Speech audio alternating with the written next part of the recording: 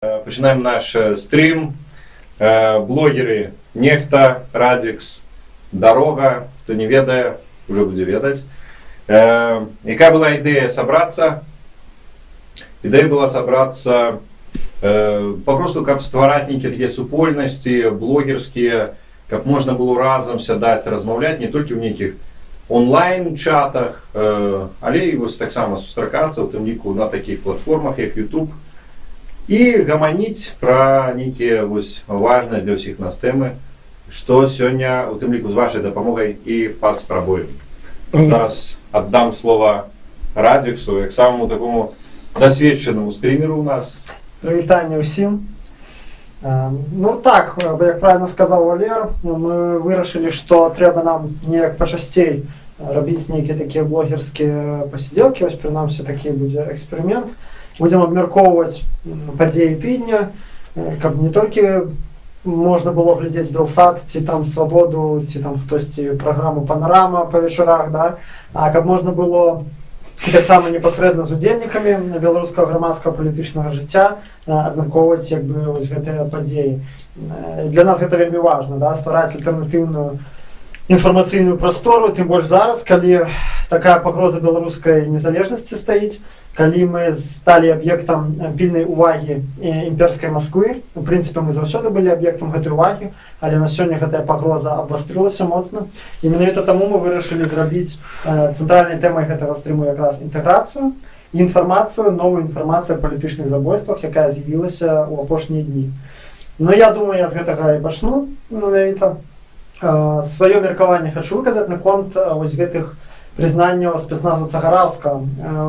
Па мне, дык самае цікавае тут не толькі гэтае прызнанне, але і тое, што за імі паследавала, і як адрэагавала беларуская благасфера і інфармацыйная прастора. Па поводу саміх прызнанняў, я думаю, усе чыталі, нікому не трэба пераказваць. То бок там было не так уж многа ўсяго новага. Мы толькі што даведаліся, што гэтыя эскадроны смерці гэта былі не нейкія зводныя групы з розных атрадаў, гэта быў непасрэдна СОБР. Мы даведаліся нейкія дэталі забойства і, ну, в прынцыпе, напэўна, все. Все остальное было у той ці іншай ступені ўжо вядома да гэтага. Было раскідана па розных крыніцах, штосьці ў следакоў, штосьці было у публічнай прасторы і гэтак далей. Аднак, што цікава вось было асабіста мне, што як людзі ўсе зацята кінуліся ў гэтую канспіралогію расказваць і даказваць адзін аднаму, што гэта ўсё, вось гэты зліў інфармацыі праз Deutsche Welle, гэта быў крок Масквы, адмысловы, каб пашатнуць пазіцыі Лукашэнкі на перамовах з Пуцінам. І рэальна гэтая версія мела такой поспех, што ну, проста у меня там у французцы ледзь не кожны другі гэта казаў, да? І мяне это вельмі здзівіла, а яшчэ больш мяне здзівіла тое, як некаторыя СМІ, не будзем называць якія, пачалі выпускаць матэрыялы, якія ледзь не адбельваюць Павлічэнка, з якіх мы даведаліся, што он, в прынцыпе, не кепскі мужик, в прынцыпе, такі быў. Да, у него шляхецкія корні, ну так, між делом, так, між іншым, да, але ну, вы разумееце, што гэта кажацца, каб сфарміраваць пазітыўны вобраз. Хіба ж можа мужик са шляхецкімі каранямі, як крыса, як маньяк, забіваць беззброеных людзей? Ну, конечно ж, не, конечно ж, гэта ўсё неправда. Ну, вось.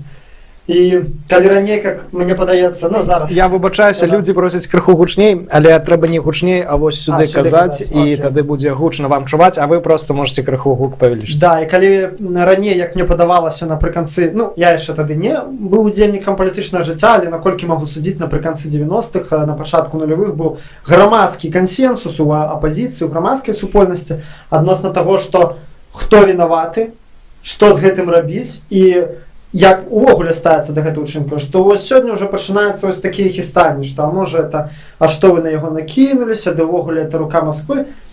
Ну, я скажу две рэчы, якія важныя з гэтай нагоды, і ўжо перадам слова Сцепану. Па-першае, нават калі гэта рука Масквы, гэта не мае роўным лікам ніякага значэння. То бок, нам важен сам факт, што з'явіліся новыя доказы, асабліва цяжкага злачынства, у якім замешанае вышэйшае руководство краіны. Это бандыты. То бок, мы атрымалі яшчэ адзін доказ, што мы жывём у бандыцкай краіне, якія кіруюць, на жаль, бандыты. І паслабляе гэтая інфармацыя пазіцыі Лукашэнкі ў торге з Пуцінам, ці не паслабляе, да якая нам для з гэтага разніца?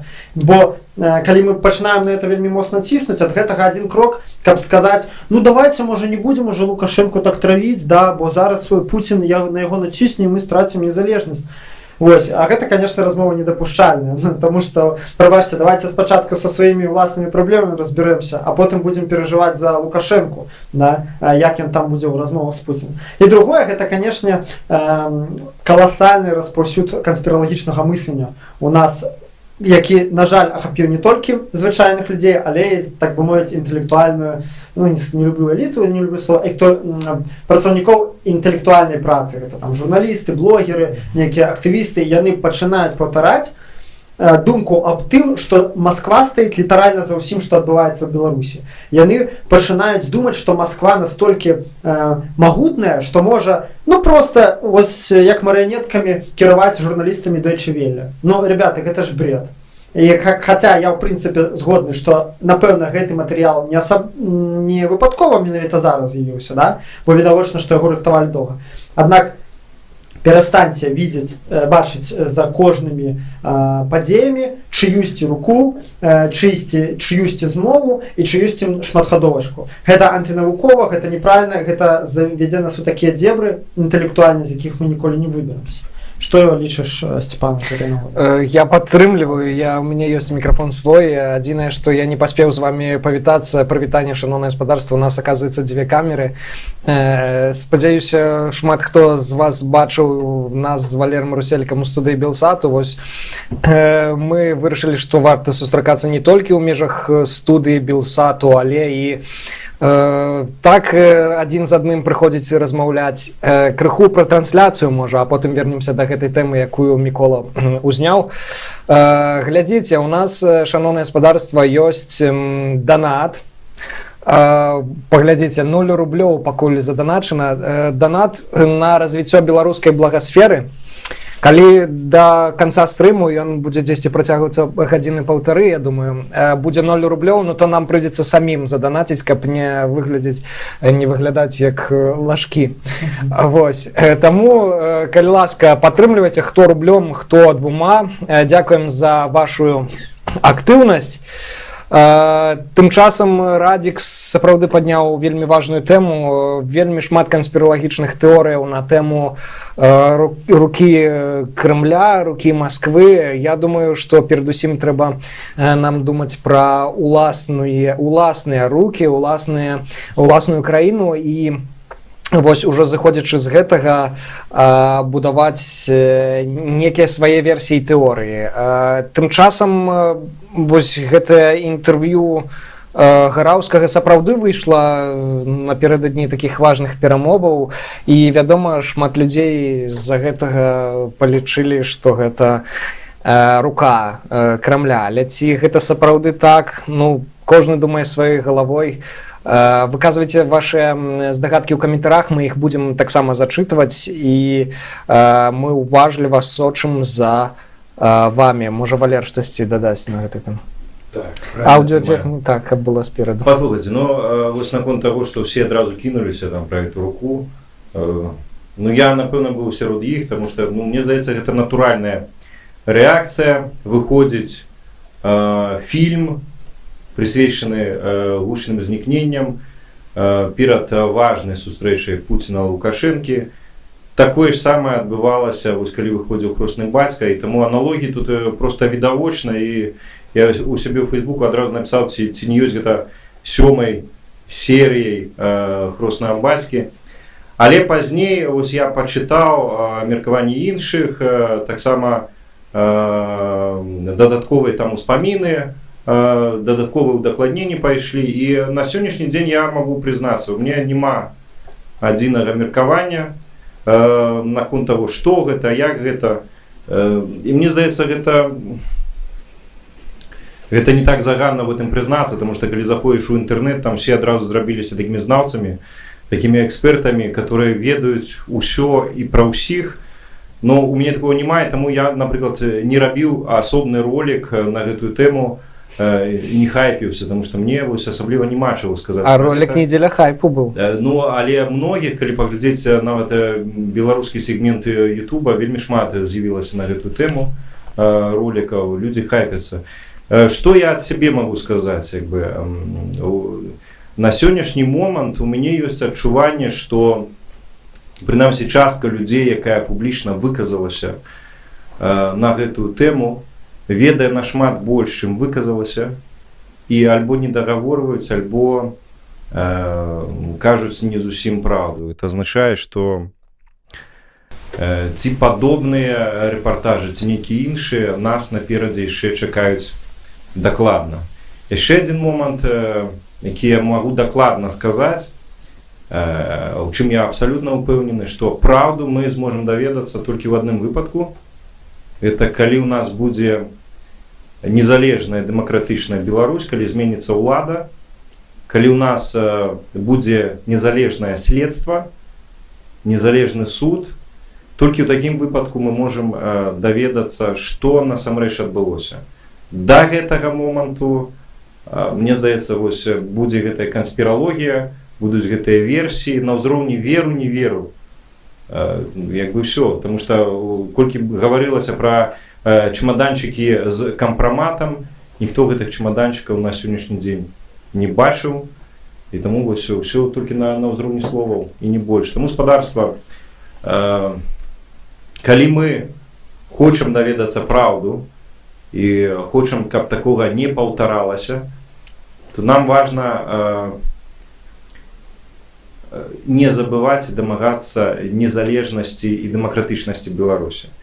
Толькі тады у нас штосьці будзе. Пакуль што, пакуль у нас ёсць дыктатура, атмасфера страху можа нагнятацца, у тым ліку такімі фільмамі, бо памятаеце, першая рэакцыя на фільм «Нехты», Сцёпы, была пра тое, што ну класна, здаецца, нічога новага, вось як і ў выпадку з гэтымі знікненнямі, нічога новага, але вырасла цэлае пакаленне, якое не бачыла гэта, і вось для іх гэта такое адкрыццё. В прынцыпе, тое ж самае можна сказаць і на гэтую тэму, тому што для мяне асабіста там новага было толькі што ў Ганчара там 2 пальцаў не хапала на назе. Всё астатняе я ведаў раней і ведаў нават больш, і маё пакаленне, і старэйшыя ведалі больш.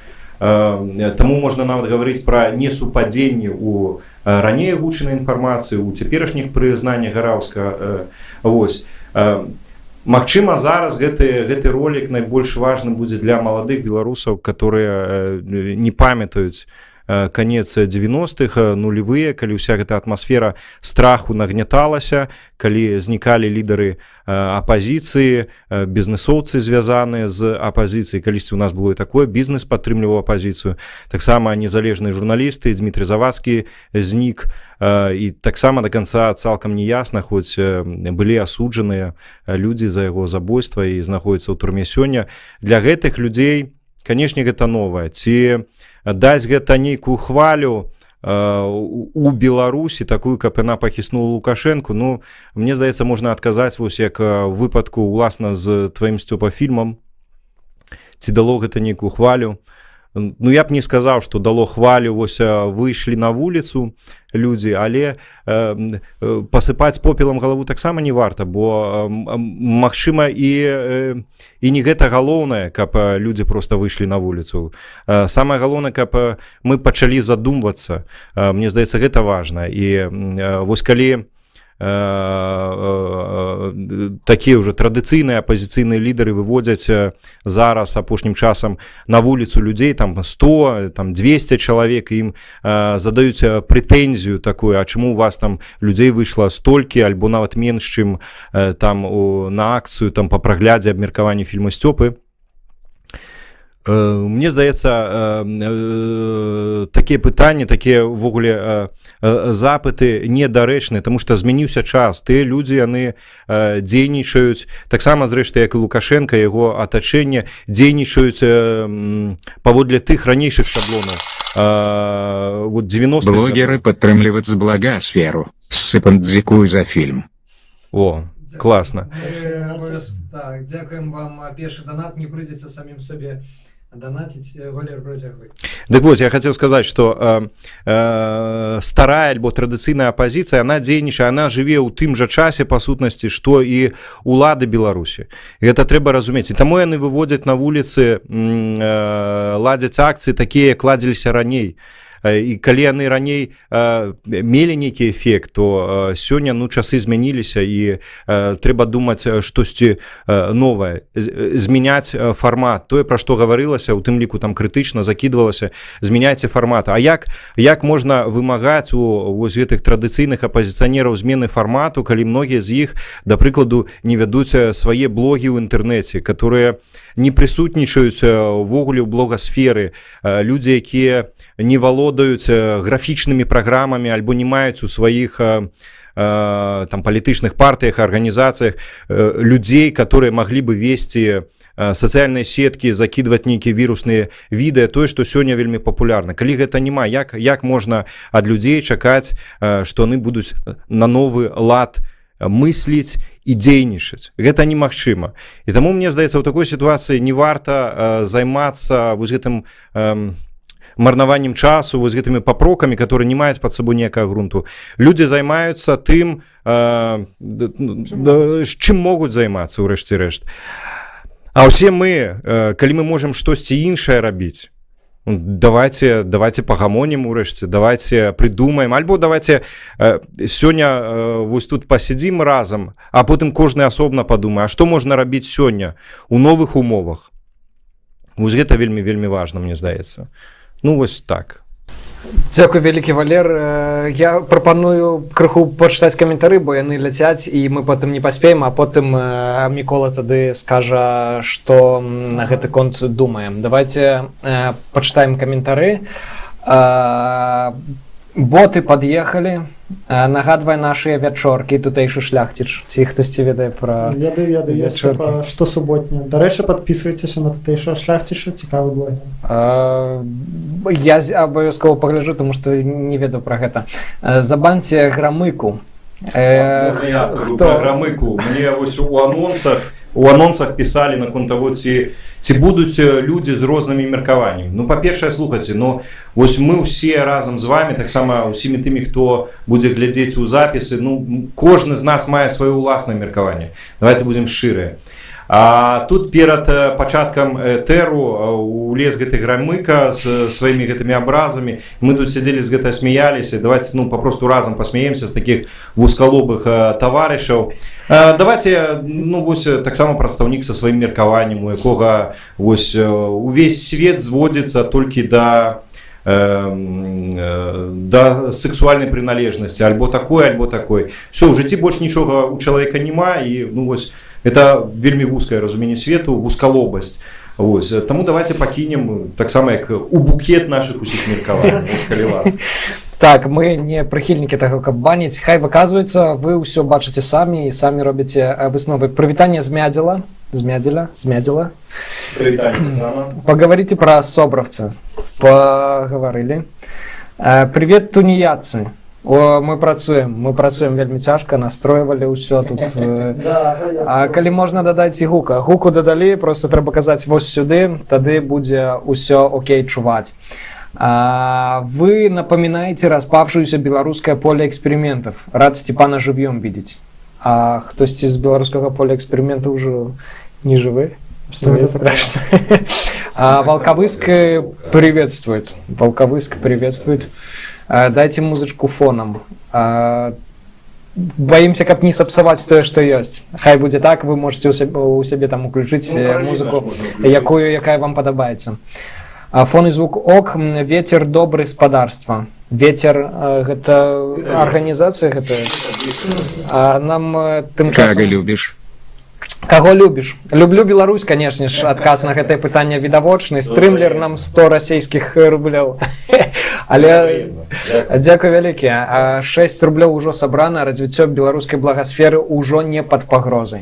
Дзе спасылкі на донат? Ага, бо мы адразу спасылку, я так разумею, не далі, таму людзі... Там у першым каментары ёсць пад апісаннем. Так, я прадубляваў яшчэ тут.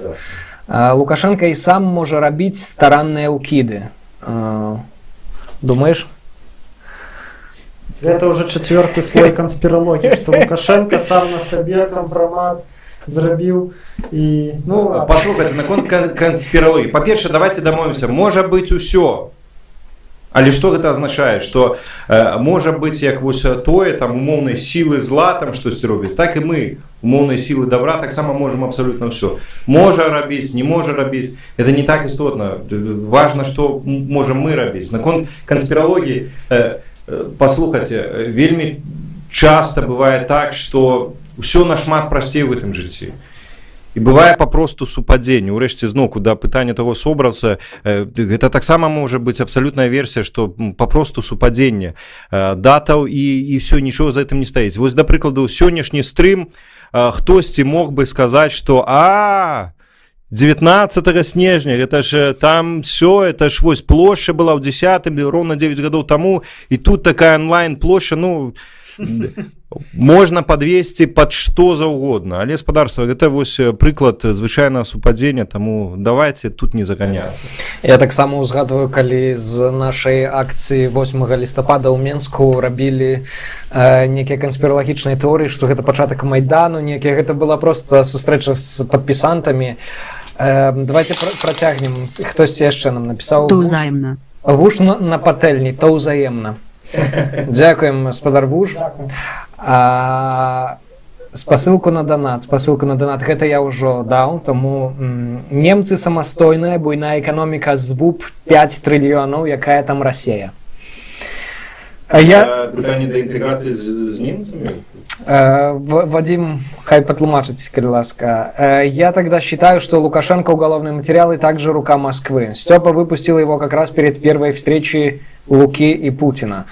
Але фильм Лукашенко «Криминальные материалы» был напрыканцы кастрычніка, а первая сустрэча Лукашенко и Путина была у снежні, падаецца. Я, Степ, адкрыю трошки сакрэтаў з твайго жыцця. Паслухайце, Степа, акрамя ўсяго, вучыцца. Вучыўся. На той момант, калі ствараў фільм, чалавек паставіў пад пагрозу атрымання адукацыі. Гэта праўда. Ён забіў абсалютна на ўсё і займаўся гэтым фільмам. Я магу гэта засведчыць. Гэта дакладна было і пачалося гэта нашмат раней. Ввогуле размовы пра стварэнне фільму пра Лукашэнку, пра вось гэту чвэрць стагоддзя, яны вяліся яшчэ з мінулага года. І я вам скажу, што многія рэжысёры, да якіх звярталіся з прапановаю зрабіць гэткі фільм, адмаўляліся. Канешне, ёсць пытанне, чаму адмаўляліся, але гэта факт, адмаўляліся. Гэтай размовы вяліся, і тое, што зрабіў папросту малады, абсалютна вельмі таленавіты малады хлопец, і чаго не зрабілі іменітыя рэжысёры за гэты час. Ну, слухайце, мне здаецца, гэта павінна здымаць усе пытанні наконт там перад сустрэчай Пуціна ці перад чым. Адзін хлопец, паспрабуйце змантаваць папросту ролик. Хто ўмее мантаваць, паспрабуйце адзін ролик змантаваць. Паглядзіце, які гэта аб'ём працы. Гэта чалавек, который зрабіў, ну, па сутнасці, ўсё адзін. Ну, па сутнасці так, 90%, але сапраўды былі людзі, якія дапамагалі, сярод іх і Владзімир Чудзянцоў дапамагаў з тэкстам. Ён зараз незаконна асуджаны, і мы усяляк намагаемся, працуем над ягоным вызваленнем. Давайте далей паглядзім каментары. Прыберы шыпенне. Фон некі чуецца. Я так разумею, гэта тэхнічная хіба, мы іх ужо... Гэта грамыка хіба, што там шыпіць, там што, заўважце, не піша больш каментароў, шыпіць. Ну, мы збольшага гэтыя хібы ўжо выправілі. Я был наблюдателем на Восточном округе, и там сидел человек из КХП БНФ, и он утверждал, что фильм «Степа. Уголовные материалы» был снят Путиным. Это правда. І що ти так спаліла? Народ мусить ведаць правду. Зараз по гуку супер. Я понял, для чего этот стрим. Продвинуть канал Дороги. Это Путин написал? Это той чувак, падаецца, які написал про то, что фильм был снят Путиным, так? Ну тут все супадает. Человек просто мае доступ до инсайдов, тут глупо отнекиваться, ну, подарство, что ты скажешь. Здорово, хлопцам. Уже штрафы с нарушениями видеофиксации с Российской Федерации приходят в Беларусь. Как это понять, уже частично интегрировали? Я так асабіста ўпершыню чую такое, але я думаю, гэта інфармацыя варта таго, каб апублікавалі ў СМІ, і няхай бы гэтым заняліся праваабаронцы, але з іншага боку, по-мойму, трэба прачекаць, наколькі гэта верагодна з правового пункту гледжання, бо, магчыма, это не зараз пачалося, а мо і 5 год таму такое было. 5 год тому докладно не было, потому что я ведаю, что у России была такая заведенка, нават сиротаматараў палихачить на дорогах, это сгонять у Беларусь. Например, на вот этой трассе Москва-Берасте, погонять максимально, позбирать там сотни штрафов 10, и потом едешь у Россию, и ты застаешься без покараны. И потом были особые выпадки, когда белорусские даишники хапали этих российских лихачов лiterально каля мяжи, там 100 метров от мяжи. На правильному шляху. На правильному шляху ми. Ну ось якраз у тему. І там обуралися, а як же так, а чого ще на нас хапають? Хоча, ну хлопці, попросту перестаньте лихачить. Причем приехали в чужую країну, поводите себе як абсолютно быдло. То бок 5 гадоў тому, ще пару гадоў тому гэта докладно не было, але зараз варта спраўджваць, бо уніфікацыя заканадаўства сапраўды можа адбывацца тое, што нам не гавораць. Я хочу пракаментаваць яшчэ. Ну, тут у меня адразу колькі пытанняў узнікае, бо кожны штраф, па-першае, ён можа альбо менты яго могуць даць, альбо суд. І у меня пытанне, калі расійскі там мент ці суд даў штраф, адправіў Беларусь, беларусу, а хто яго будзе выконваць? Беларускі суд? Беларускі суд не адзін, я як былы судовы выканаўца могу вам сказаць, што беларускі суд не адзін не прыме, да. Судовый выканаўца было. Вось, каля ласка, сидят люди стрымятся, не ведаюць. Они ближе, чем кажется. І ни один беларускі суд не будзе выконваць, как это называется, исполнительный лист, по-расійску исполнительный лист расійскі. Ну, то бок, як вы гэта ў сабе ўвогуле уяўляеце? То бок, ну, не ведаю, цікавая інфа, канешне, але вось сыходзячы са свайго досведу працы на дзяржслужбе, я разумею, што такі штраф прынамсі взыскаць у Беларусі будзе фактычна нерэальна. Ну, давайте ізноў працягнем за каментарамі сачыць, таму што вельмі шмат каментароў мы можам не паспець. Ставім падабайкі гэтаму стрыму, ставім, калі ласка, падабайкі, колькі падабаек, калі ласка, Валер, зачытай. Слухай, 43 падабайкі і 2 разы поставил дизлайк спадар Громыка.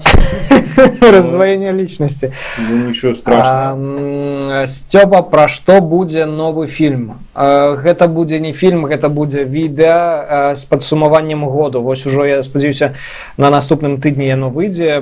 Подсумуем самый трэш, який был, басараныя коровы, там, Василевич, все что за угодно. До речі, я сподіваюся, вы пройшли вось гэты перапіс, так званы, падпісантаў нехта, і там была графа, якая падзея году 2019 вам найбольш запомнілася, і вось на падставе гэтых падзеяў я зраблю відэа. Народ любіць канспіралогію, гэта падвышае ўласную самаацэнку, важна, што тэма хвалюе, злачынства мусіць быць даследавана. Пагаджаемся, тут няма што і каментаваць, я думаю. І пра пальцы ведалі. Хто? Ну, про пальцы было вот такое, говорили про то, что эта информация была у ориентировках, але Олег Волчак адзначаў, что как раз этой информации не было. Тому, калі она дзесьці проходила, то мало где проходил, бо ну, такая информация дастаткова ну, вузкому колу была вядома. Магчыма, вам была вядома, мне асабіста не. Я казаў толькі про то, что я асабіста не ведаў вось про гэтай пальцы. Так. Я таксама не ведаў про гэта. Здорово, Змитер Егору. Здорово. Здорово. Твар на экране. Твар это... Это два твара. Это два твара. Можа, мы зачитывали только з пытаннями. Добра, давайте крыху пропускать, потому что ютубовский голос сказал по-нашему, правда, с польским акцентом. У кого из вас польский акцент уже? О боже. Я не ведаю. Я одно могу сказать. А там як по-беларуску написали? Так, и одним сказом все. Ну цікаво. Бо мне... Я не ведаю, як пракаментаваць. Паслухайце, давайте, калі вы захацелі прамову, я ведаю, што гэта пытанне, которое там узрывае многім там рознай часткі. Давайте так, беларуская мова настолько крутая и разнастайная, что у ёй акцентов валом. И это мова, якая у свой час, у силу там нашей славной истории, оказывала уплыв на все без вынятку суседние народы. И тому тое, что сегодня мы можем 10 назвать там польским, украинским и так далее, не факт, что это так. Магчыма, это как раз наше так само, але уже супольное и с суседними народами. А караценькае пытанне да Міколы і Радзікс ужо ў Польшчы. Ласка, калі можна караценька адказаць, чаму так адбылося? Ну, 2 месяца уже я поехал учиться, зараз навучаюся на Зірувке у Люблине. Я об этом писал в своих соцсетках еще 3 месяцы тому. Вось, я никуда не эміграваў, никуда не попросил палітычную притулку, я просто поехал учиться. Ну, нагадываю, что до гэтага я 4 гады учился в Литве. Вось, что мне не мешало сидеть сутки в Беларуси. Цікавае пытанне ад гледача Юрій Стадольнік. А калі Вусач возьме і пасадзіць перад выбарамі Паўлюка і закрые расследаванне і скажа... На развіо. На развіццё. Дзякуй вялікі. Саня з-пад Шклову нам заданаціў. Вот на Саню увесь спадзеў. Дзякуй. Самого грошай няма. А Давай. калі Вусач возьме і пасадзіць перад выбарамі Паўлюка, я так разумею, Паўлічэнка маецца на ўвазе, і закрые расследаванне і скажа, што ён гэткі добры, а замоўцаў назаве Крэмль. Памятаеце такі выраз, а давайте без давайте. А давайте.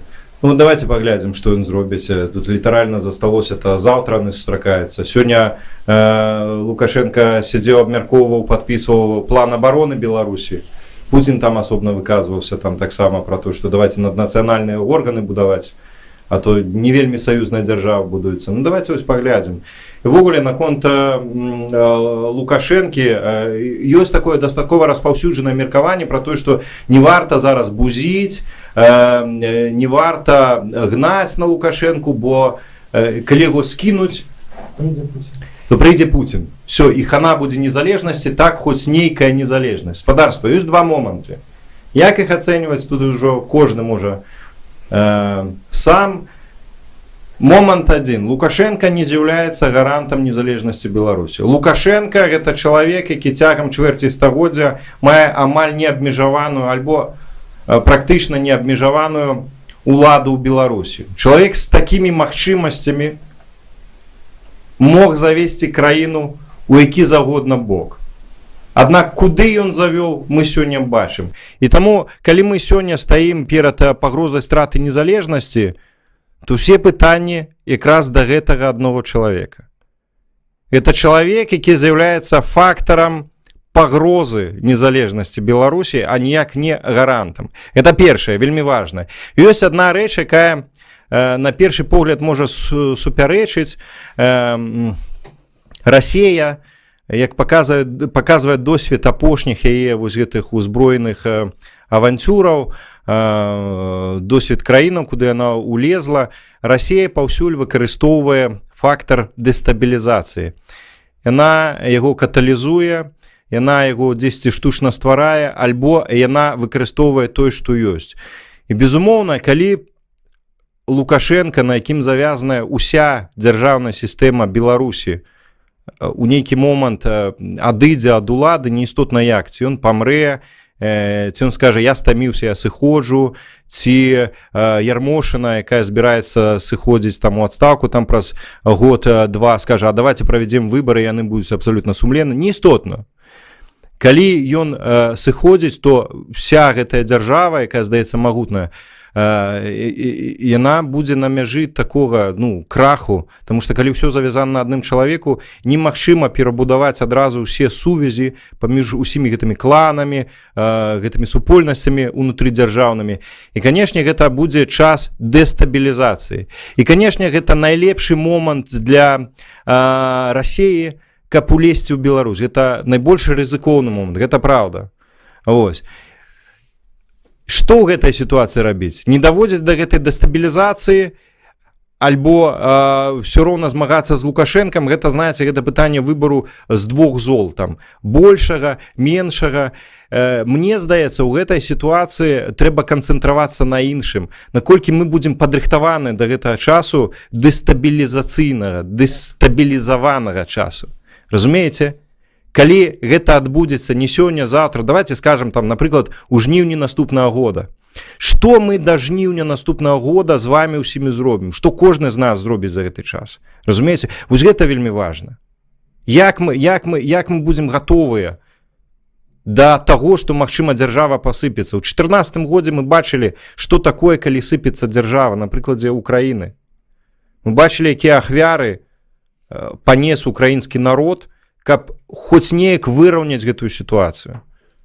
Пры тым, што нельга сказаць, што там абсалютна все былі не падрыхтаваныя. У пэўным сэнсе там людзі былі больш падрыхтаваныя. Там быў бізнес праўкраінскі частка. Там была частка людзей, якія рыхтаваліся непасрэдна супрацьдзейнічаць меркаванай агрэсіі з боку Расіі. Там былі людзі апазіцыйных настрояў ва ўладзе, у тым ліку там на ўзроўні, да прыкладу, там адміністрацыі цэлых вобласцяў. Это абсалютна іншы ўзровень падрыхтаванасці, аднак нават на такім узроўні, якія яны панеслі ахвяры. І на сённяшні дзень мы стаім перад гэтым пытаннем, не перад выбарам з двух зол, там Лукашенко альбо Путін, а перад выбарам, ці мы штосьці робім, ці кожны з нас штосьці робім да гэтага моманту дэстабілізацыі. Чамусь СОП не анансаваў у стрыму ТГ. Вы таксама далучаецеся да гэтай агульнай справы. Дзякуем вам за данаты. Чамусь СОП не анансаваў стрым у Telegram.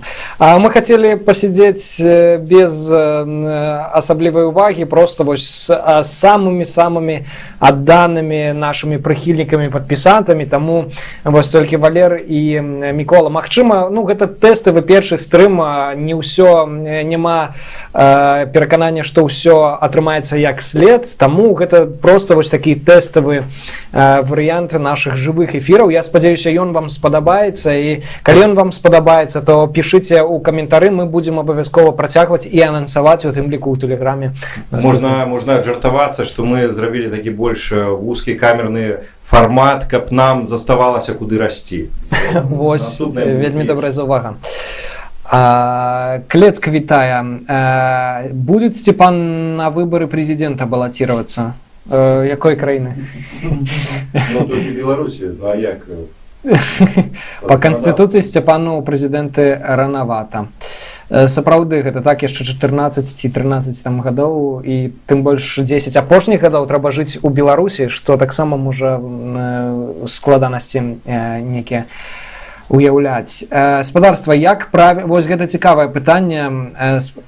Чакайце, ўсё складваецца. Нехта фільм выпусціў, акцыю за незалежнасць не праанансаваў. Круціце агентуру, хлопцы. А вось ёсць, дарэчы, меркаванне, што акцыі за незалежнасць таксама з разряду гэтых таксама агентура. Акцыі за незалежнасць арганізавалі КДБ, і кіраўніцтва МУС. Гэта калі верыць пракрамлёўскім тэлеграм-каналам з інсайдамі. Так што, памятайце, ніколі не бывае зашмат канспіралогіі. А ты глядзіш пракрамлёўскія тэлеграм? Я гляджу людзей, якія цытуюць гэтыя каналы. Навошта яны іх цытуюць, я не ведаю. Но што беларускія блогеры каментуюць, гэта бред. Я таксама не ведаю, аднак вось такое меркаванне, яны это так актыўна разганяюць. Можна я скажу, дадам? Вельмі класна сядзець, напрыклад, на канапе і абвінавачваць ва ўсім 21-гадовага хлопца. Это вельмі зручна, вельмі лёгка, асабліва калі ўзяць якого вінчыка, кафейку, пивка для рывка, і вот сидзець вось так вось, это Стёпа вінаваты, што мы ў такой задніцы жывем. Да, агентура. Ніхто больш не, вот Стёпа, там агентуру круцяць хлопцы. Вы разумееце, як бы, паслухайце, давайте не марнаваць энергію, пасіянарнасць, вось на гэтыя падозранні, абзывалкі, прынамсі не абгрунтаваныя, не пацверджаны. Давайте лепей гэтую энергію пусцім на штосьці стваральнае. Это вельмі важны момант, вы зразумееце. Калі мы всю нашу энергію скидываем папросту на раздрай і толькі на крытыку, да прыкладу, Лукашэнкі, у той час, калі ён шмат энергії аддае на выбудову прасторы лукашызму, то па выніку прастора лукашызму расце, а наша прастора звужаецца. Нам трэба не толькі крытыкаваць, але і штосьці ствараць. І пакуль як хтось вось кажа, мы крутим агентуру, покрутите что-нибудь вы такое, каб наша вось такая прабеларуская прастора развивалась. Каб потым вам не пакруцілі у віска. Я хотел бы еще додать, кто прихильник того, что усім светом там кіруюць там Путин, рептилоиды, что все акции это там нехта организовал, не нехта, хтосьці организовал іншы, хто не той, хто себе выдае за организатора и так далее. Люди, вы паспрабуйце хоть раз у жыцці взять хоть 10 человек и примусить их рабіць штосьці ў один бок. И вы поглядите, что все эти гамон размовы аб тым, что усім светом кірует там сусветная закуліса, это все полная фигня. Тут 10 человек часам, ці нават 5 калектыў немагчыма арганізаваць, каб кожны нарабіў нешта асэнсавана ў один бок правильно и своечасова. Не кажучы аб тым, каб весці вялізныя масы людзей кудысьці па абстрычку пальцаў. Гэта просто нереально. Так вось такія пишут диванные эксперты, як правильно сказал Валер, что якія самі ніколі нічога не стваралі, ніколі не працавалі з людзьмі і не спрабавалі іх арганізаваць. Я могу тут пачакайце пакуль з каментамі, бо мы у анонсах яшчэ прасілі таксама задаваць тэмы, пытанні, і іх было мала. Магчыма, у наступных будзе больш, але некалькі было, таму будзе непрыгожа іх не згадаць. У прыватнасці Олег Гаўрылаў перапытваў, цікава было б паслухаць вашыя думкі на тэму, як пагнаць лукавага і што і хто пасля яго. Вашыя думкі, спадарства. Я могу сказать, хотел бы так само, давно у меня уже спеюць думки, прокомментовать то, что сказал Валер перед гэтым, про то, что про образ дзеяння нашай оппозиции, и это насамрэч будзе вельмі моцна звязана з адказам на гэта другое пытанне. Па-першае, наконт оппозиции. Сапраўды вы можете бачыць, что у нас старыя твары, усе адны і тыя ж твары по 20 год. Некаторыя кіраўнікі апозіцыйных партый кіравалі сваімі партыямі дольш, чым Лукашенко быў ва ўладзе у пэўны перыяд.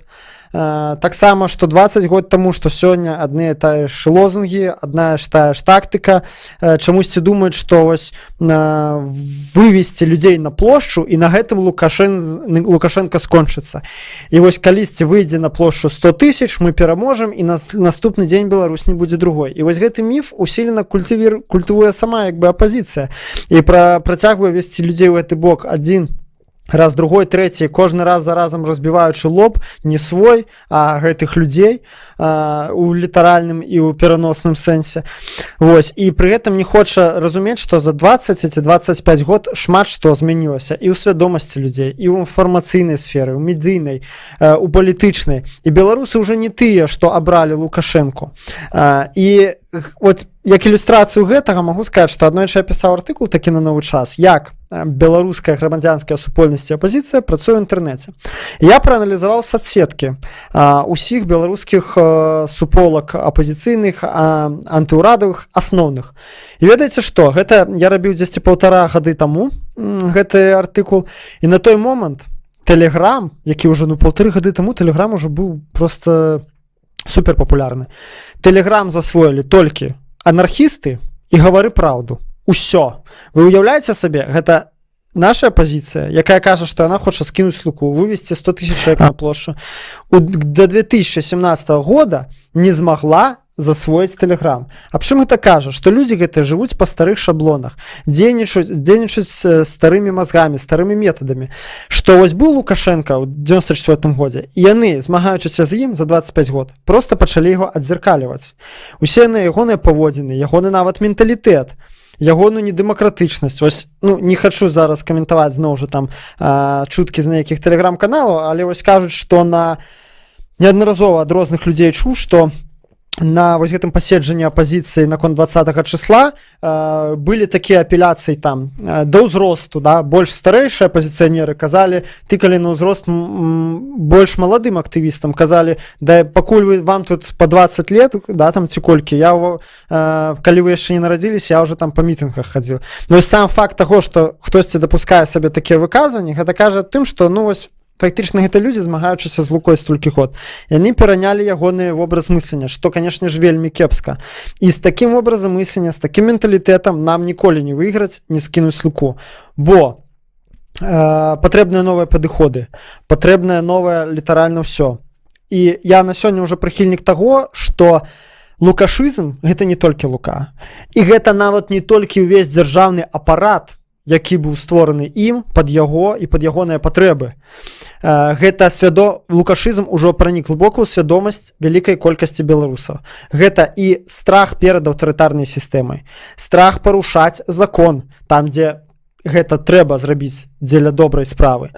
Гэта страх выказваць уласнае меркаванне, імкненне вот это схавацца ў бульбу. Лукашенко 25 год гэта ўсё узмоцнена культываваў.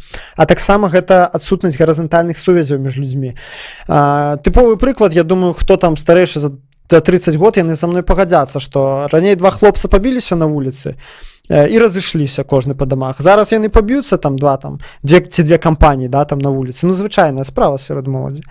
І яны на пераганкі бегуць у міліцыю пісаць заявы адзін на аднаго. А прычым гэта кажа? Гэта вялікі зрух у менталітэце людзей, што яны пачалі ўспрымаць дзяржаву як рэгулятара, пагаджацца з ёй як з рэгулятарам, што яны пачалі разучыліся дамаўляцца між сабой, разучыліся выбудоўваць это гарызантальнай сувязі.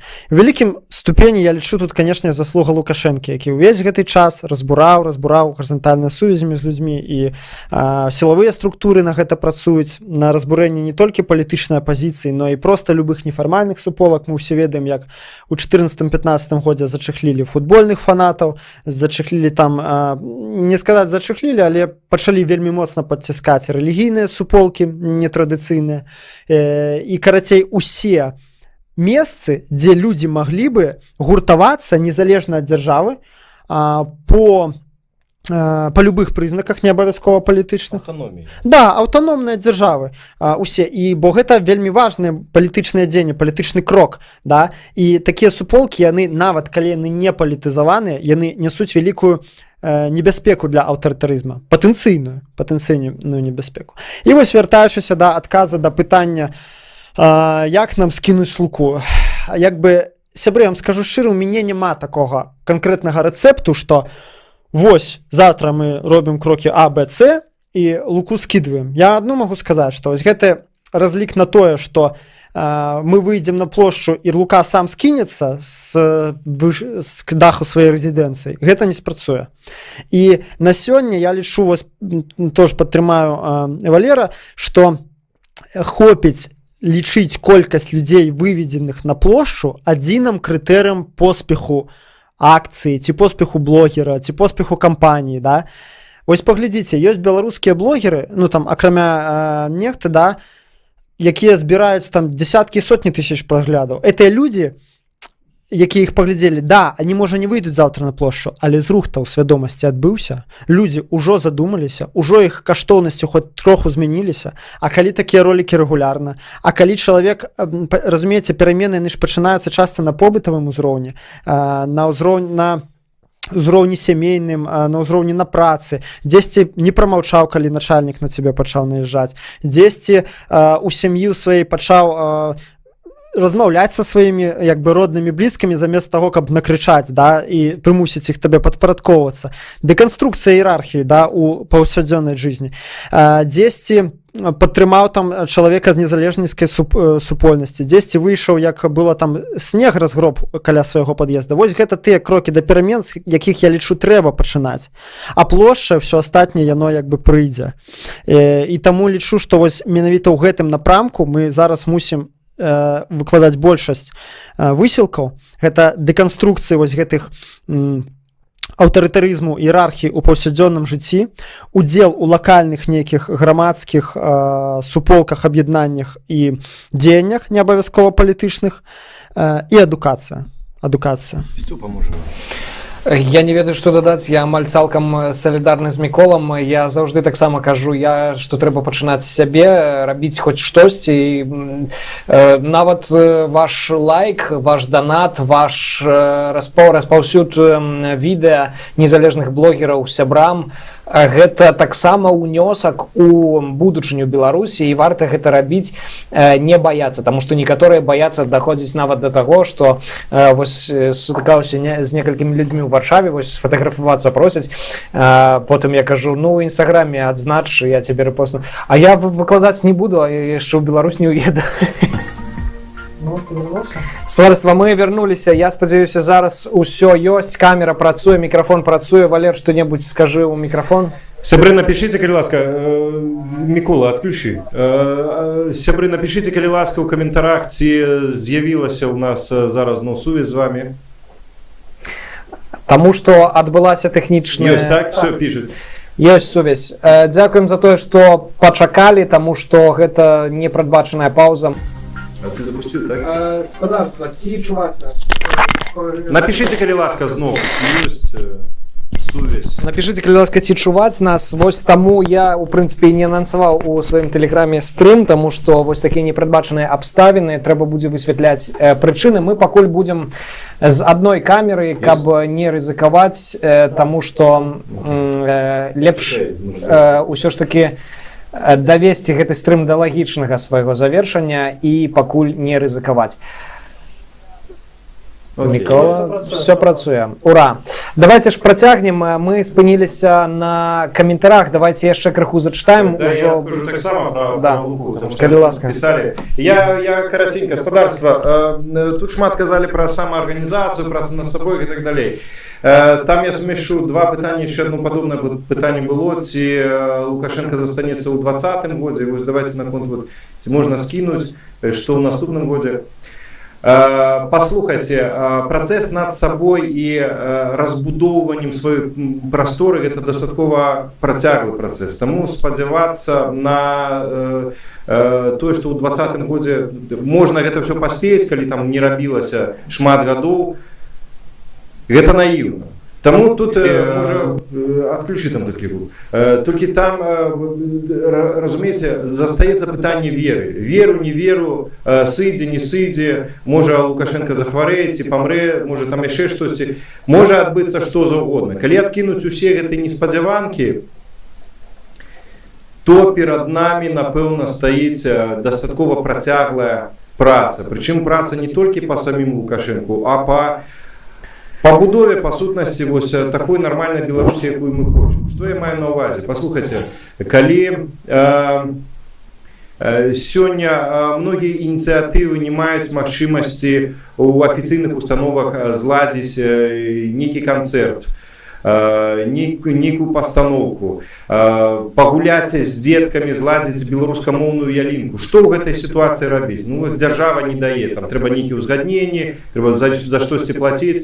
Господарство, у нас стоять, до прикладу, сотні, коли не тисячі закинутих вёсок, які можна сьогодні купити за безценок, що і роблять, до речі, російці. Приїжджають і цілими вёсками скупляють. То, что еще бульдозерами там не поравняли. Давайте куплять, давайте кожен свідомий Білорусі прикупить себе хату, ну, коли дозволяє бюджет, або хоча б імкнеться до этого. І ви уявіть собі ситуацію, коли по всій Білорусі у нас є тисячі пунктов, месцаў, прыязных адзін адному, дзе мы можем заўсёды паразумецца, дзе мы заўсёды можем знайсці прастору для супольнай сустрэчы, супольнае мерапрыемства. Калі сёння хтосьці заклапочаны тым жа беларускамоўным навучаннем для сваіх дзетак, і гэтага няма, у нас апошнія беларускамоўныя школы пераводзяць у расійскую, там, бо бацькі так захацелі. Бачыце, 8 заяваў хапіла, каб перавесці, дзе ў чэрвені, здаецца, адзіную беларускамоўную школу. 8 заяваў ад бацькоў хапіла, каб перавесці там увесці расійскамоўныя класы. Тым часам, калі каб увесці хаця б адзін клас беларускамоўны, даводзіцца гадамі хадзіць, абіваць парогі, тут гэта зусім іншая сітуацыя. Што ў такой сітуацыі можна зрабіць? Калі ў нас ёсць гэтыя тысячы пунктаў аўтаномных прастораў нашых па ўсёй краіне, мы можем зрабіць для наших дзяцей, калі не афіцыйную дзяржаўную беларускамоўную адукацыю, мы можем зрабіць тую ж нефармальную, вельмі крутую прастору.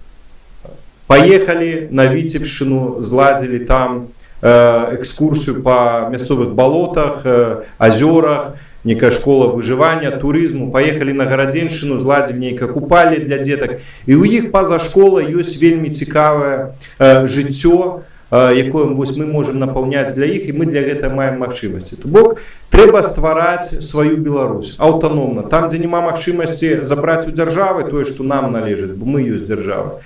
Давайте ствараць на тых прасторах, дзе гэта можна рабіць. Гэта складаная праца, але гэта вельмі важная і стваральная праца. Это тое, што дае нам гэты грунт. Гэта тое, што дае нам пэўнасць у сабе на усе самыя такія моманты, перыяды жыцця дзяржавы не самыя стабільныя, разумееце? Ствараць трэба сваё. І вось калі мы гаворым пра стваральную працу, а не спадзяванні на нейкія выпадкі, там, няшчасныя, там, рэвалюцыі і так далей, то гэта праца, в прынцыпе, дастаткова працяглая, і трэба быць шчырымі самімі з сабой. Заўтра Лукашенко не адыдзе. Лукашенко будзе заўтра, будзе паслязаўтра, калі нічого не здарыцца. Вось. Але гэта не азначае, што нам папросту трэба сядзець і чакаць гэтага цуду. Цуду не адбудзецца, бо прастора лукашызма, она за гэты час не сядзіць, не чакае, она пашыраецца, она захоплівае ўсё больш і больш нашай з вами прасторы. Таму давайте ствараць, а нават калі здарыцца нейкі цуд, ну хай гэта будзе прэзент нам усім. Вось мы працавалі, стваралі, тут бац, і ў нас ёсць магчымасць змяніць лад у краіне, а ў нас ужо ёсць і з чым у гэтай краіне будаваць нашу будучыню. То бок адказ на пытанне такі: Лукашенко заўтра сам па сабе не сыдзе. Як зваліць Лукашенко? Ёсць адзін спосаб, дастаткова кароткі, там літаральна, магчыма, там тыдзень, дастаткова, каб весь лукашызм рухнуў. Гэта ўсе нацыянальны, агульнанацыянальны страйк. Да. Все. Хто такі Лукашенко? Гэта стаіць чалавек, які, як медыум такі, які стварыў уяўнае павуцінне над усімі намі, і мы чамусьці ўсе яго слухаемся. Хаця калі 9,5 мільёнаў людзей скажуць гудбай, да нават не 9, ну сколько не скажа, дастаткова шмат скажа, все, сістэма сама па сабе рухне, она не можа функцыянаваць, бо она збудаваная на вось гэтых уяўных ланцугах над намі. Але таксама давайте будзем шчырыя, заўтра такога агульнанацыянальнага страйку не будзе. Чаму не будзе? Таму што няма, прынамсі пакуль што, вось гэтай супольнасці. Ёсць вельмі шмат людзей незадаволеных сітуацыяй у Беларусі. Ёсць шмат людзей, которые гатовыя дзейнічаць. Ёсць шмат людзей, якія прынамсі цікавяцца, што, як.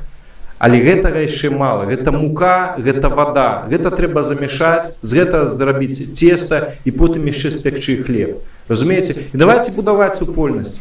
Не абавязкова нават з намі, не абавязкова ў межах гэтага стрыму. Пачынайце ў сябе, купіце хату са сваімі сябрамі, зрабіце там штосьці класнае на гэтай вёсцы закінутай. І ўсё будзе збірацца паступова. І будзе вельмі класна. І тады ўжо, калі супольнасць будзе, тады рэальны гэты страйк, які за тыдзень можа скінуць якого заўгодна Лукашенко. Пару слов літаральна дадам. Наконт 9,5 мільёнаў агульнанацыянальны страйк. Па-першае, так, это рэальна вельмі дзейсны спосаб скінуць рэжым. Па-другое, было недавно праходзіла даследаванне, якое высветліла, што, па-першае, негвалтоўныя пратэсты оказываются куды больш эфектыўнымі ў скіданні аўтарытарных рэжымаў, чым гвалтоўныя. Гэта просто статыстычны факт. Гэта я зараз не пра тое, што там толькі мірныя перамены. Да? Это статыстычны факт, што калі пратэсты не ўжываюць гвалт, то яны, па-першае, больш масавыя, па-другое, просто адсотак перамог у іх аб'ектыўна больше. І па-трэцяе, ёсць даследаванні, якія кажуць аб тым, што для скідання амаль любога аўтарытарнага рэжыма дастаткова актыўнага ўдзела 5% насельніцтва. Усяго толькі 5 людзей, не трэба 9,5 мільёна. Гэта 475 тысяч беларусаў, калі я правильно падлічыў тут, пакуль сядзеў. Вось. Ну і ў капілку такіх метадаў штодзённага супраціву, штодзённага выбудовы нейкіх супольнасцяў, гэта стварыце ў сябе калектыў на працоўным месцы, суполку на прафсаюз, які будзе адстойваць свае інтарэсы перад працадаўцай. Няхай это будзе просто нефармальная суполка, якая можа ці то падбіць да страйку астатніх, ці то просто паставіць на месца там нейкага начальніка і гэтак далей. Адмоўцеся падпісвацца ад гэтых прымусовых падпісак на саўбелку, падштурхніце другога чалавека на то, каб он адмовіўся. Ды нават просто выходзячы з транспарта, перадайце талончык пробіты чалавеку, які ўходзіць, бо того, хто заходзіць, йому, магчыма, няма. Дарэчы, зараз зноў паднялі кошты па Беларусі. Можа, у чалавека няма грошай, ён будзе вам удзячны, што вы просто падумалі ў гэты момант не пра сябе, а яшчэ і пра другого чалавека. Так і выбудоўваецца грамадянства. Так это ты транспартныя кампаніі ўжо будзеш абанкрочваць? Но Мінстранс у нас монополіст. Гэта держава, так у меня Это державное, это наше. наша. А у меня разгон Давайте такие. не забывайте, это все за наши гроши. Так, за наши гроши. Это наше. У меня разгон такие, что, ребята, вы за те гроши, что у нас есть в бюджете, вы давно могли бы сделать бесплатный громадский транспорт. Однако бюджет предпочитают тратить на электрощиты для МАПу, на резиденции, на все остальное. Тому передать талончик, это вы подумали за другого человека, вы сделали ему добро, и, магчыма, ён это добро понесе далей на працягу дня кудысьці яшчэ і пабачыць, ён яшчэ пабачыць гэта як сацыяльную норму, што памагаць бліжняму гэта класна, гэта магчыма, гэта не вар'ят нейкі зрабіў, гэта увогуле сацыяльна прыемны ўчынак. Што думаеш, Сцепан? Все ж таки хацелася б ездзіць на сучасных аўто. Пакуль у нас такога няма, вядома ж, але калі жыць па еўрапейскіх нормах, то вядома трэба і плаціць за праезд, але ты бачыш, куды гэтыя грошы ідуць. Гэтыя грошы ідуць на сучасны транспарт, на развітую інфраструктуру транспартную, але ў нас пакуль гэтага няма, і думаю, што ідэя Міколы перадаваць талончык, яна цалкам апраўданая ў беларускіх рэаліях. Давайте хутенька пробежимся по каментарах, таму што вельмі шмат, і мы не паспяваем іх глядзець. Заданаціў ад імя ўсіх маіх каналаў. На нармальны рокаш, на нармальны рокаш беларусы няздольныя. Рокаш, бунт, ну, господарство, это так само, зноку, здольны, нездольны, можно спрашацца. Ну, возьмите нашу историю. Сегодня реально наше поколение литерально першае, якое живе, не спознавши войны. Разумеете, все остальные поколения у нас весь час 10 зачепила война. Тут Афган был, у нас были антибольшевистские, антисоветские повстания, у нас 2 сусветные войны прошло, у нас слуцкий збройный чин, у нас это только 20-е стагоддзе. И так далее. Ну, за апошнія 25 год беларусы там кажуць памяркоўныя, там цярпілы і гэтак далей. Пачакайце, за апошнія 25 год паглядзіце, колькі было буйных пратэстаў у Беларусі і колькі іх было у наших суседзяў Літвы, Латвіі, Эстоніі. І все, просто параўнайце, вось вам адказ. І, дарэчы, наконт таго, што мірныя, мы мірныя, калі нас не чапаць, калі нас не абражаць, калі нас не прыніжаць. Мы не нападаем, мы не агрэсары, ну, баронім сваё. Ну, можна мірным быць і бараніць сваё. Не быць лохам, разумееце? Вось важна. Вось цікавае пытанне спадарства, як правильно весці інфармацыйную вайну? Інфармацыйную вайну весці вельмі проста, асабліва ў беларускіх умовах. Гаварыць праўду і распаўсюджваць яе. Все. І баніць троляў, крамлеботаў паўсюль, дзе да іх дацягваюцца руку. Не уступайце з ім спрэчкі, нічога ім не даказвайце. У бан і нафіг. Калі не можете на гэтай платформе забаніць, то ігнорце. Таму што усім ольгінцам, крамлеботам ім плацяць па колькасці адказаў, па колькасці людзей уцягнутых у спрэчку. Ну я ўсё ж такі не прыхільнік банаў. Я думаю, што хай людзі гэта бачаць, хай людзі ім адказваюць, бачаць, у каго колькі лайкаў, хто каго падтрымлівае, і робяць свае высновы самі. А можна мой канал прасунуць? Стрымлер пытаецца. Ну вось вы ўжо і трапілі ў пазіцыю прасоўвання, прачыталі ваше пытанне і, напэўна, хтосьці зойдзе і паглядзіць. А на петлічку скінуцца слабо? А вось вы нам і падкіньце. А Киллер Прайс, ты нам падкінуў? Вось развіццё беларускай благасферы. Там і петлічка, і святло, і ўсё, што только можно. Я могу показать телефон, вот у меня там были ролики, там вот некалькі перад апошніх ролікаў былі знятыя просто на гэты тэлефон, і там была дрэнная якасць відэа, гуку. Яна будзе і надалей такая, калі ў мяне знікне зараз магчымасць карыстацца прафесійным абсталяваннем. Ну, калі дапаможаце, класна. Калі не дапаможаце, я асабіста, ну, вот так не прашу, я раблю гэта не дзеля донатаў, але, ну, тады спадарства будзе гук, відэа трошки горшае. Калі ласка, ўсё залежыць ад вас. Як вам здаецца, заўтра будзе хапун?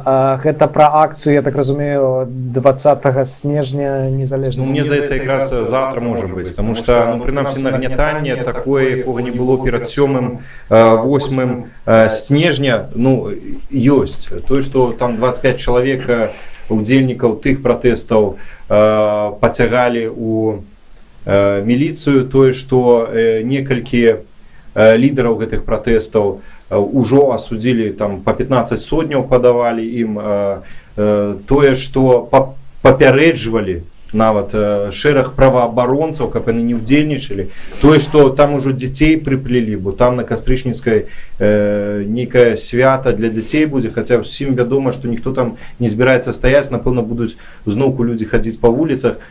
Усё гэта тое, чаго не было перад 7-8, але было раней, калі былі акцыі з хапуном. Магчыма, не будзе, магчыма, гэта такое нагнятанне, каб людзі папросту не выйшлі.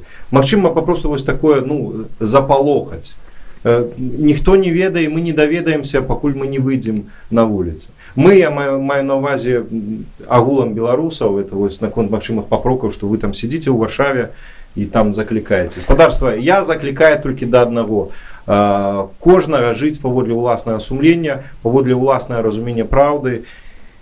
Калі вам ваше сумленне гаворыць, што трэба змагацца за сябе, то тады вы зможаце сабе з чыстым сумленнем сказаць, што я змагаюся за тое, каб не было гэта трындзіца, які апанаваў Беларусь. Але паказальны факт наконт хапуна гэта тое, што Паўлу Северынцу далі 15 сотняў і адпусцілі да хаты. Такога ў беларускіх умовах, калі здараецца, вельмі рэдка. Так, я лічу пакуль што, зноў жа нельга казаць абсалютна дакладна, аднак пакуль што шляхам аналізу ўсей інфармацыі, што паступае, думаю, што масавага хапуна не будзе. Магчыма, будуць такія падлянкі па дробязі, там аднаго схапілі, там двух схапілі, ну, як было прыкладна на 25 сакавіка. Аднак такого, каб масавага хапуна не будзе, а гэтае нагнятанне, ну, робіцца, згоден з Валером, адмыслова для таго, каб выйшла меней людзей, чым у минулы раз. Спадарства, мы спрабуем уварвацца. Я спадзяюся, гэта было апошняя тэхнічная праблема, якая нас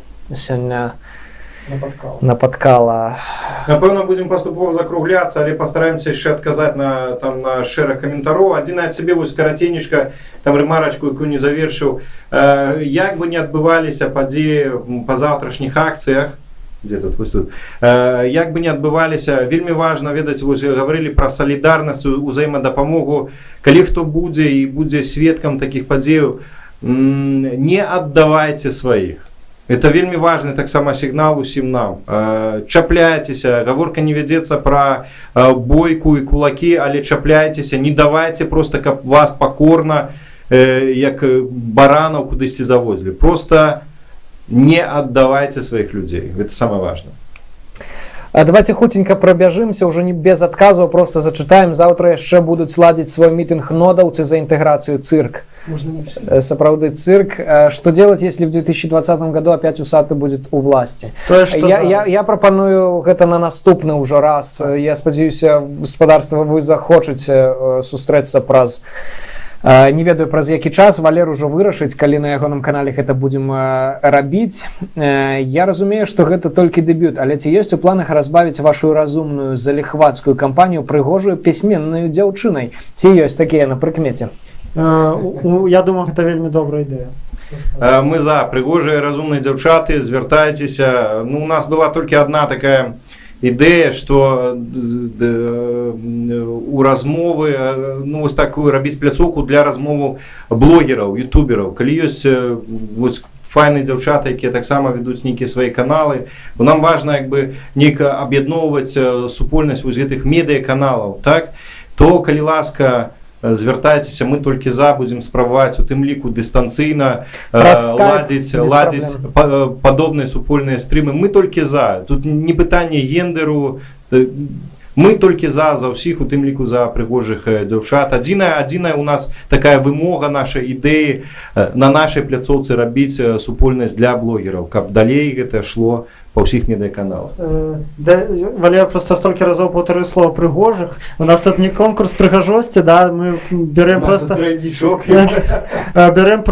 людзей, як бы, якія адпавядаюць па тэматыцы, якія здольныя, дзяўчына, якая здольная будзе хоць нешта сказаць з радасцю.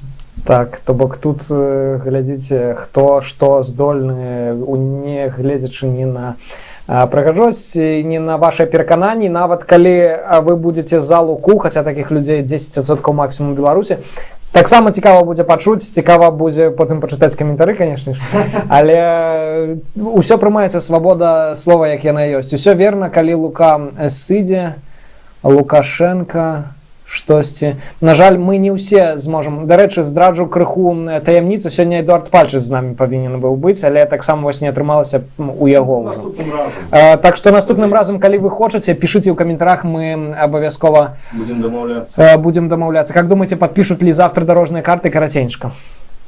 Нейкі падпішуць. Я думаю, гэта будзе вельмі урэзаны варыянт таго, на што хацеў бы Пуцін. Карацей, не думаю, што нешта сур'ёзнае будзе. Дарэчы, Эд Пальчыц, ён якраз рабіў свае прагнозы, варта пачытаць, ён гаворыць пра тое, што штосьці падпішуць такое, ведаеце, каб выйсці не зусім аблажаўшыся выглядаць, штосьці падпішуць. Іншая справа, спадарства, мы да канца не ведаем, што яны падпісваюць.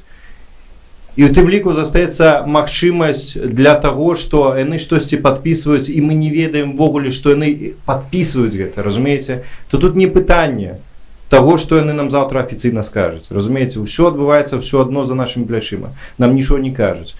Таму выйдуць яны заўтра, не выйдуць, скажуць, вось у нас 5 картаў гэтых дарожных мапаў, 7, это не істотна, іх можа быць і не 7, а 2, іх можа быць 15, а про іх попросту нам не скажуць. І вось такія людзі, якія жывуць за нашыя з вами падаткі, нам не патрэбныя. Думаю, Валер мае рацыю ў гэтым пытанні на 100%. Давайте яшчэ крышачку каментароў, пакуль не абрубілася сувязь. Усе пытанні? Не, яшчэ ёсць Эдуард Пальчыц, які не змог далучыцца, піша, што вроде кота аккаунт либо ламанули, либо задержали, пишут в лічку фігню. Гэта маецца на увазе блогер Серый Кот. Трэба спраўдзіць. Шыфруюцца свае мабільныя прылады, ніякіх адбіткаў пальцаў, ніякіх шыфраванняў па адбіткаў пальцаў, ну, замыкання. Толькі пароль.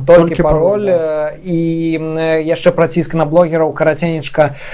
Узгадаю выпадак з каналам «Снимать разрешено». Хто не бачыў, на канале «Общество Гомель» Сергей Петрухін таксама пра гэта зрабіў. Там ёсць наконт гэтай сітуацыі.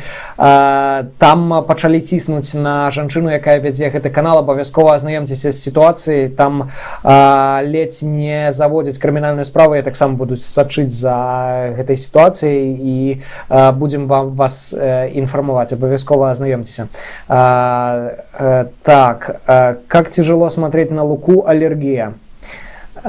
Степа, огромная благодарность. Одно обращение к Степе и Белсату. Там Минздрав вздрогнул, что много проблем по всей республике решили, стали прислушиваться, так боятся огласки наши чиновники. Сапраўды, гэта агалошванне, гэта тое, чаго найбольш баяцца беларускія чиновники. Радикс правильно говорит, я уже лет 15 говорю, что Лука в каждом уже живет. Надо каждый день выдавливать из себя Лукашенко. Ну, казали ранее выдавливать из себя раба, зараз, ну, в принципе, то же самое, выдавливать из себя Лукашенко. Так, там у чатику пыталіся, якое мое любимое аниме. Мое любимое аниме Евангелион. Чаму? Ну, сюжет такі класненькі, так эпічна, атмасферна. Але про аниме пастрымем наступны раз. Добра, у наступны раз мы абавязкова ўсе гэтыя пытанні згадаем, якія мы не... Забярыце мікрафон у фантазёра. І я не ведаю, на якім моманце гэта было. Фантазер, ты меня называла. Дарэчы, праспяваем абавязкова на наступным стрыме. У нас ёсць гітара, мы дзве гітары і Валер штосьці заспявае. І Стёпа таксама. Падтрымліваю словы спадара дарогі. Спадар дарога. Дзякуй вялікі. Мова гэта зброя. Гэта сапраўды так. Беларуская мова наша нацыянальная зброя. Эканамічныя рэформы патрэбныя, ніхто не адмаўляе. Думаю, что лукашенковско-путинское ТВ пострашнее чего-либо. Ну да попросту не глядите его. И где 475 тысяч, при Зеноне 50-60 был предел, при том, какой мобилизационной силой тогда был фронт? Караценькі, калі можна. Гэта рытарычнае пытанне, дзе? Ну вось давайте пачнем іх ствараць, пачынаючы ад сёння. Ну на сёння няма, так, гэта факт. Ну няма, і чё далей? Так что давайте рабіць разам, а не толькі крытыкаваць. Я сёння перадаў талончык. Рэспект. Укланяйцеся ад податкаў праз талончыкі, добрая прапанова.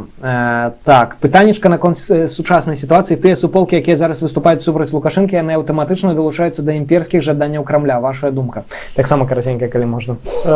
Абсалютна невідавочная выснова. Калі мы супраць аўтарытарызму ў сваім доме, гэта не значыць, што мы хочам, каб да нас прыйшоў суседні аўтарытарызм. Я не бачу тут логікі. Аб гэтым, па-моему, вычарпальна сказаў Дарога, што гэта не трэба гэтую паддавацца на гэта, да, на этот псеўдавыбар, што альбо Лукашенко, альбо Путін. Нет, пачніце ад сённяшняга дня себя успрымаць суб'ектам улады. Для первого раза зачет. Я таксама думаю, что збольшага наш стрым атрымаўся. Мы будем толькі паляпшацца, абавязкова высветлім сітуацыю з інтэрнетам, чаму так адбылося. Будем гэта таксама вам распавядзем на наступным стрыме, заспяваем, адкажем на іншыя пытанні. От подписания до ратификации очень длительный период, есть время для реакции.